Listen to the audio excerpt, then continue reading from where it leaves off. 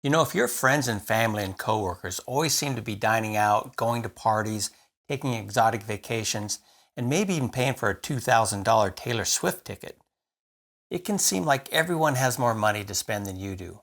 But have you ever stopped to wonder how much debt people are carrying at different ages of their life? And what kinds of debt are keeping them locked in to a never-ending cycle? In this video, I'll break down the average debt by age group, covering mortgages, car loans, credit card loans, student loans, and more. Living in debt has become more than just common, it's practically expected. Society has normalized debt to the point where many people feel compelled to go deeper into it just to project an image of success. From the moment we enter adulthood, we're bombarded with offers of credit cards, car loans, and student loans. Debt has become the norm, and struggling under its weight is just part of life that many people accept without question. The irony is, we often admire what others have without realizing the heavy debt burden they may be carrying to maintain that appearance. Total household debt in this country has surged to an unprecedented level, approaching $18 trillion, and delinquency rates on credit cards and auto loans are climbing across all age groups. Debt can be such a source of immense frustration and stress, and breaking free from the cycle of credit card debt or personal loan debt can seem overwhelming. However, no matter how daunting it may seem, breaking free of debt is possible. So I'll first break down the average debt by age group, and then offer some practical tips to help you escape and avoid the debt trap altogether. After all, according to a recent bank rate survey, 41% of Americans view financial success as living debt-free. Yet 31% of people lack even having an emergency fund, and only 23% claim to be debt-free, according to the Federal Reserve. So let's start with the youngest generation in this study, the Gen Z, defined as those aged between 18 and 27. The data I'll be sharing comes from reputable sources including the Federal Reserve, Experian, and LendingTree.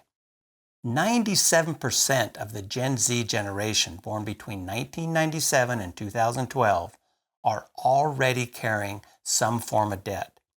The median student loan debt for this group is $12,172. The median auto loan debt is $17,402. And then 80.8% of Gen Zers already have credit card debt, with a median balance of $2,076. 17.5% of Gen Zers have some other type of personal loan debt, with a median value of $1,743. While not every Gen Zer has all these types of debt, their median non-mortgage debt still totals $16,562. Lastly, for those that do own a home, the average mortgage loan is $234,485. It's important to note that the mortgage loan data is the only value where I'll be quoting the mean. Other than the mortgage loan data, for each generation, I'll be using the median values for the different categories of debt. Many articles and reports use what they call the average, but they're often using the mean average, which when it comes to financial data is skewed higher by those with very large amounts of debt. This can give a misleading impression of what is typical. The median tends to be much more informative because it represents the actual middle value, meaning half the people have less and half the people have more. The mean gets inflated due to the outliers with a very significant amount of debt. Let me take a moment to say I would sure appreciate it if you can hit the like button, and don't forget to leave some comments below. If you like the video and the channel, it really does help, and it would be very much appreciated. Okay, next up are the millennials, born between 1981 and 1996. The median student loan debt for this age group was $24,112, with 38.4% of them carrying some form of student loan debt. 60% have auto loan debt, with a median balance of $20,826. And the median credit card debt is $4,372. Millennials are the second most likely They have other types of personal loan, with 16.8% holding a median balance of $2,921. Again, not every millennial has all these forms of debt, but they carry a median non-mortgage debt balance of $30,558. Lastly, for those that do own a home, the average mortgage loan is $299,689. These figures have worsened across all generations in recent years. The reality is that inflation has surged, the cost of living continues to climb, and wages have not kept pace. To make matters worse, interest rates have spiked up sharply. With credit card interest currently hovering around 24.74% as I record this video. For anyone with revolving credit card debt, that's a serious problem. At those rates, any unpaid balance will double in just approximately 3 years. Now let's consider the Gen Xers born between 1965 and 1980. While only 25.4% of Gen Xers owe student loans, their median balance is $31,066. That's the highest among all generations. Gen Xers also have the highest share of those owing auto loan debt, with 61.2% owing money on their autos. The median auto loan balance is $23,260. Again, that's the highest among all generations. Gen Xers also hold the highest median credit card debt at $6,255.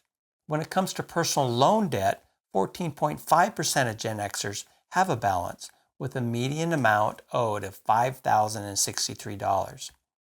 So Gen Xers end up having the highest median non-mortgage debt, totaling $33,859. Lastly, for those that do own a home, the average mortgage loan is $278,935. In addition to the challenges posed by the recent surge in the cost of living, much of society has been unfortunately raised in a culture of consumerism. It has become ingrained in our culture to define ourselves by the material possessions. Items like watches, cars, clothes, jewelry, cell phones, they're seen as status symbols. There's a constant drive in our society to have the newest and best of everything, where those with the nicest things are often envied by others. But be wary of that illusion. The problem is that no one lives the life they present on Instagram or Facebook. Yes, the person you admire on social media might live in a nice house or take nice vacations, but they might be drowning in debt, too afraid of the judgment to let the facade slip. Now it's time for the baby boomers, born between 1946 and 1964. Since they are in or near retirement, you would hope that they've broken free from carrying debt by this time. But 11.2% of baby boomers still owe student loan debt, with a median balance of $25,763, and 47.7% still have auto loan debt, with a median balance of $19,526. Baby boomers are the most likely to carry credit card debt, with 93.1% having a balance. They owe a median of $4,862 on their credit cards. Although only 11.1% have other types of personal loans, baby boomers have the highest personal loan balance with a median of $5,363. Overall, 97.7% of baby boomers have non-mortgage debt, with a median balance of $18,779. And lastly, the average mortgage debt that baby boomers still owe on their house is $191,557. As you can see, debt is a problem across all generations. Once you're in debt, getting out is difficult.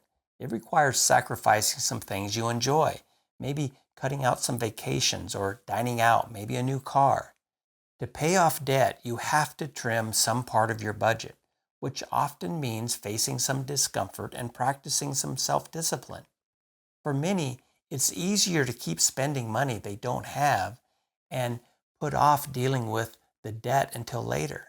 However, this can create a cycle of stress that takes a toll on mental health and relationships even.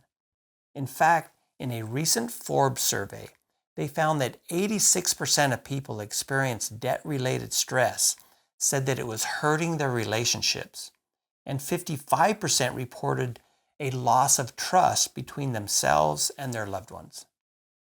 Arthur Brooks, a Harvard professor who has been researching happiness for over 25 years, argues that while there are 5 things people can do with money, only 4 of them contribute to happiness. You can buy things, buy experiences, buy time by paying others to do tasks you don't really like, give it away, or save it. According to Brooks, our brains are hardwired to equate success and status with material possessions, which drives us to spend more on things. However, buying stuff is the only option that doesn't bring lasting happiness. In fact, if you're borrowing money to buy things, it's likely to make you even less happy. If you have debt or know somebody that may be struggling with debt, there are steps you can take to improve the situation. First, don't ignore it. Assess the situation and make sure you know where every dollar of debt is. Budget ruthlessly. Cut any cost you can. If it's not essential, get rid of it. Develop a payday routine that you can always follow. Check out this video right here. It'll give you a plan that you can follow so you can reach your goals and create financial freedom. I'll leave a link in the description below. If possible, find extra income. If you need to, take a part-time job to supplement your regular income. Pay down the highest interest debt first. There's 2 schools of thought here. You have the Dave Ramsey snowball method, and then you have another method that's mathematically best for you. If all of your debts have relatively the same interest rates, the snowball method can be effective. With this approach, in addition to making all the minimum payments, you focus on paying off the smallest balance first, and then moving on to the next smallest. This method provides quicker wins, and it can give you a psychological boost to help you stay motivated. However, if there are large differences in the interest rates on some of your debt, the snowball method could be detrimental. For example, if you have a credit card balance of, let's say, $12,000 and it's at 24% interest, and then you have a $3,000 car loan at 5% interest, you should pay off the credit card balance first.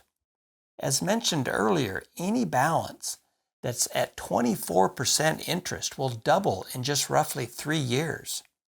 In this case, using the snowball method would be unwise. Remember that tackling debt is a journey, not a quick fix. It requires discipline, sacrifice, and a clear strategy. But with commitment and a solid plan, you can regain control of your finances in your future. So stay focused on your goals, celebrate your progress, and keep pushing forward for a debt-free future.